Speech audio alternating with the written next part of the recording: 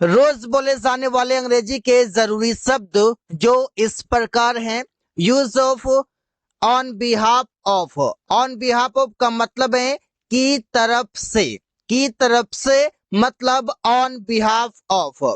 Subject plus verb plus object plus on behalf of plus object होगा। Example है कृपया मेरी तरफ से उसे निमंत्रण दे दीजिए। मेरी तरफ से मतलब सेंटेंस में यूज करेंगे please invite him on behalf of me. On behalf of मी मेरी तरफ से। Please invite him on my behalf. हम ऐसे भी बोल सकते हैं ऑन माई बिहाफ या फिर ऑन बिहाफ ऑफ मी। कृपया मेरी तरफ से उसे सॉरी कहा दीजिए तो सेंटेंस बनेगा please say sorry to him on behalf of me या फिर please say sorry to him on my behalf. तो दोनों तरीके से आप सेंटेंस में यूज कर सकते हैं। ऑन बिहाफ ऑफ का मतलब है की तरफ से। Eight the risk of. Eight the risk of का मतलब है खतरा मोल लेकर। खतरा मोल लेकर मतलब eight the risk of. Subject verb object plus eight the risk of plus other word होगा। एग्जाम्पल है उसने अपने जिंदगी का खतरा मोल लेकर मुझे बचाया तो सेंटेंस बनेगा he saved me at the risk of his life. He saved me उसने मुझे बचाया at the risk of his life अपने जिंदगी का खतरा मोल लेकर। वो अपने जिंदगी का खतरा मोल लेकर वहां जा रहा है तो सेंटेंस बनेगा ही is going there at the risk of his life.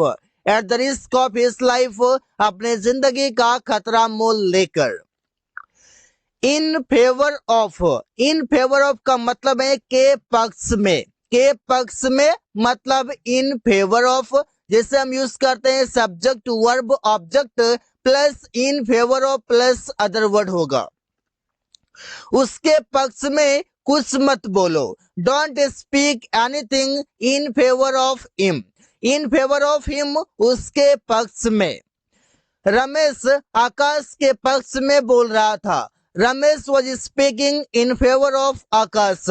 आकाश के पक्ष में इन फेवर ऑफ आकाश। तो आप देख सकते हैं ऐसे वर्ड्स ऐसे सेंटेंसेस काफी यूज करते हैं बट इंग्लिश में कैसे बोले ये नहीं समझ पाते, ये नहीं जानते। तो आप ऐसे ही सेंटेंसेस कई सारे बना सकते हैं। मैं उसके पक्ष में नहीं हूं।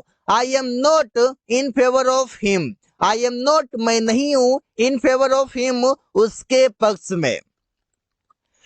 वेयर एज का मतलब है जबकि। जब भी हम बोलते हैं जबकि तो यूज कर सकते हैं वेयर एज।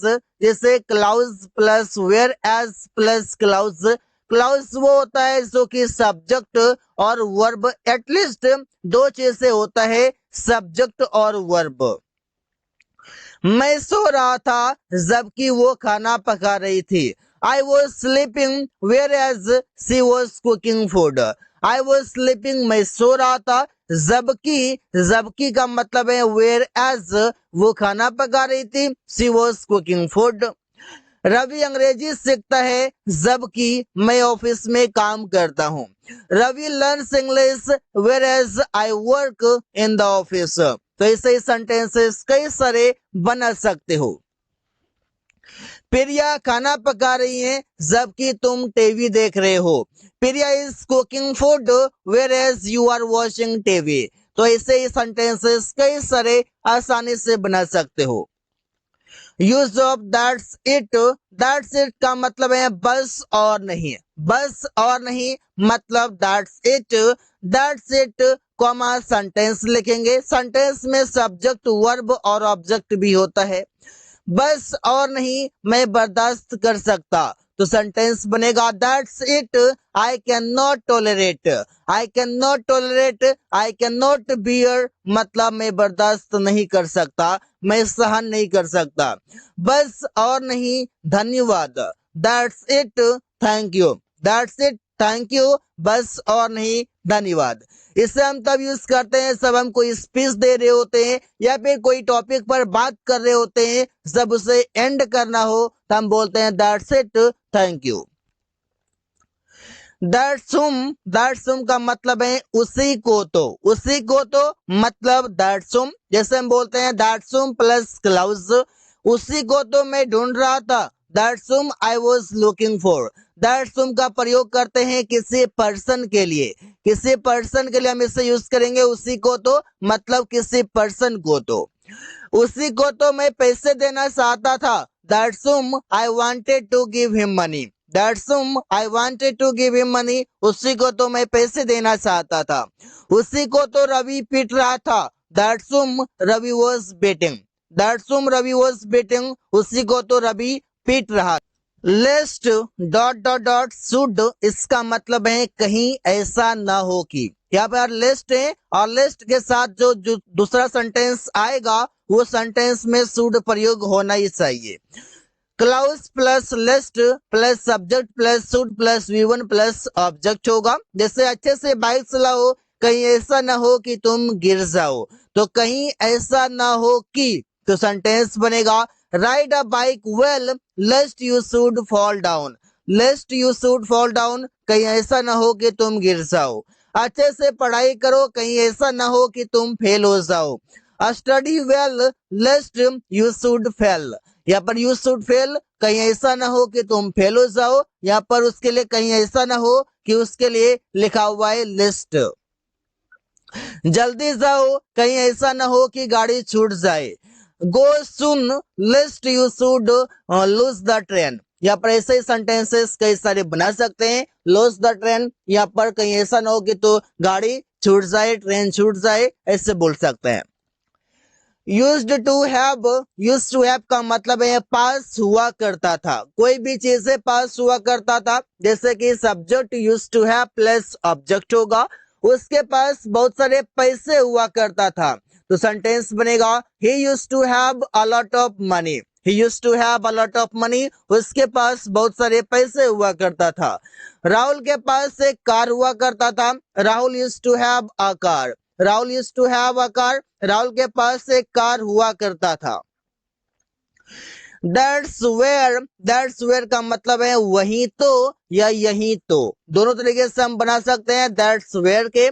जैसे that's where plus clause use होता है, जैसे वही तो रवि काम करता है। वही तो मतलब यहाँ पर हम किसी प्लेस का बात करते हैं, किसी स्थान का बात करते हैं।